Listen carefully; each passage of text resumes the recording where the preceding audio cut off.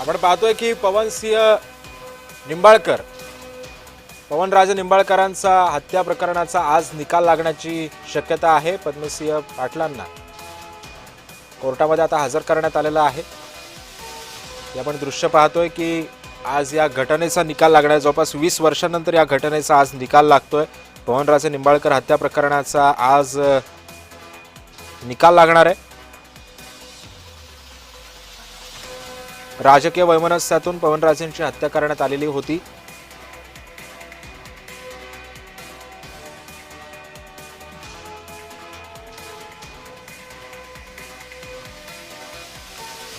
राज्याच्या राजकारणामध्ये खळबळ उडवणाऱ्या पवनराजे निंबाळकर यांच्या प्रकरणासंदर्भामध्ये तब्बल 20 वर्षांनंतर आता निकाल लागणार आहे।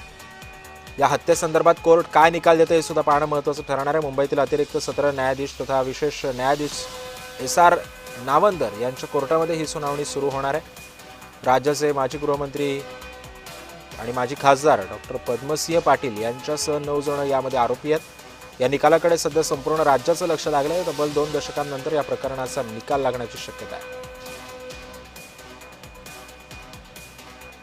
हे प्रकरण नेमकं काय हे पण मी तुम्हाला थोडक्यात सांगतो, कारण 3 जून 2006 रोजी नवी मुंबईतील कळंबोली इथं पवनराजे निंबाळकर आणि त्यांच्या वाहन चालक असलेले समत काझी या दोघांची गोळ्या झाडून हत्या करण्यात आली होती। मुंबईतून उस्मानाबादच्या दिशेने पवनराजे गाडीतून जात असताना 2 अज्ञात व्यक्तींनी त्यांचा पाठलाग करून त्यांच्यावरती गोळ्या झाडल्या। या घटनेमध्ये पवनराजे आणि त्यांचे वाहन चालक दोघांचाही मृत्यू झाला होता। या प्रकरणी राज्याचे माजी गृहमंत्री पद्मसिंह पाटील यांच्यावरती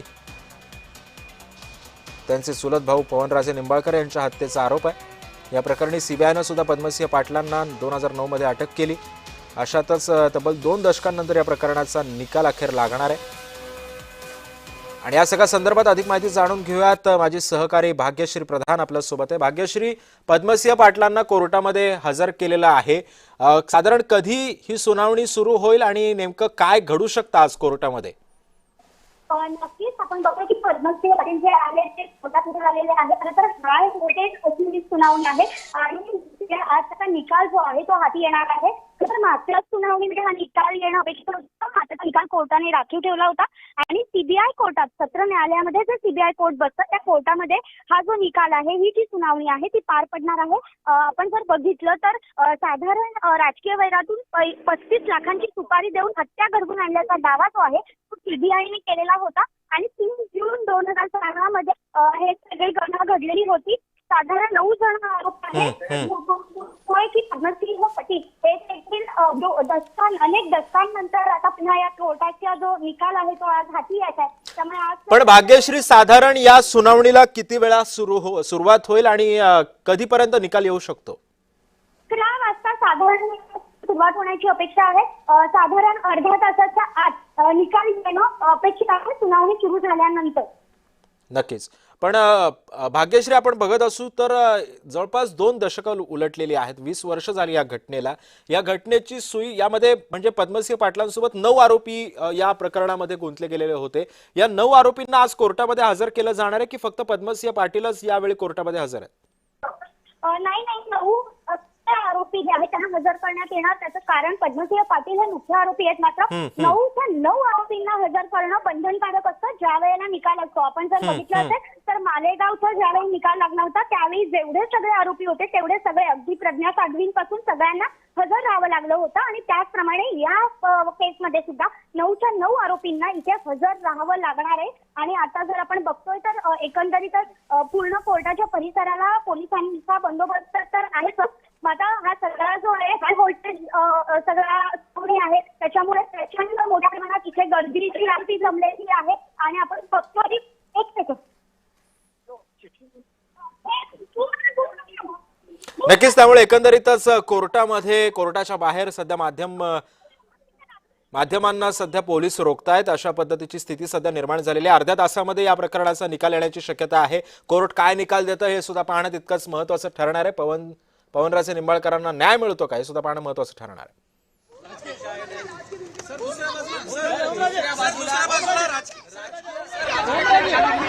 आपण आपण बघतोय की ओमराजे निंबाळकर सुद्धा कोर्टाबाहेर आलेले आहेत. ओमराजे निंबाळकरांची प्रतिक्रिया आपण जाणून घेण्यासाठी सध्या सर्वच आतुर आहोत. काय बोलतात ओमराजे या सगळ्या प्रकरणावरती सुद्धा पाहणं तितकंच महत्त्वाचं आहे.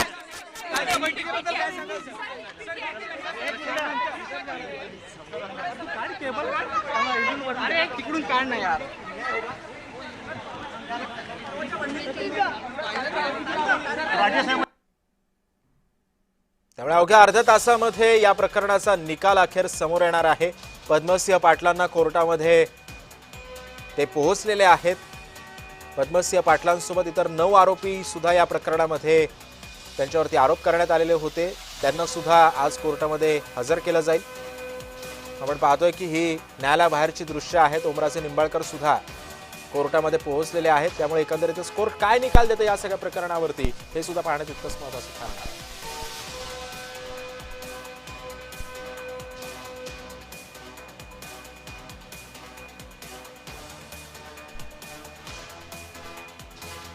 ओमराजे निंबाळकर कोर्टामध्ये पोहोचलेले आहेत. आपण ही दृश्य पाहतोय कोर्टाबाहेरची.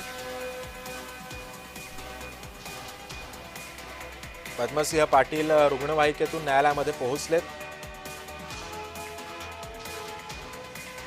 राजकीय वैरातून 35 लाख रुपयांची सुपारी देऊन पवनराजेंची हत्या करण्यात आलेली होती. मुंबईतल्या कळंबोलीमध्ये गाडी अडवून अज्ञात हल्लेखोरांनी त्यांच्यावरती गोळ्या झाडल्या आणि त्यांची हत्या या ठिकाणी करण्यात आलेली होती.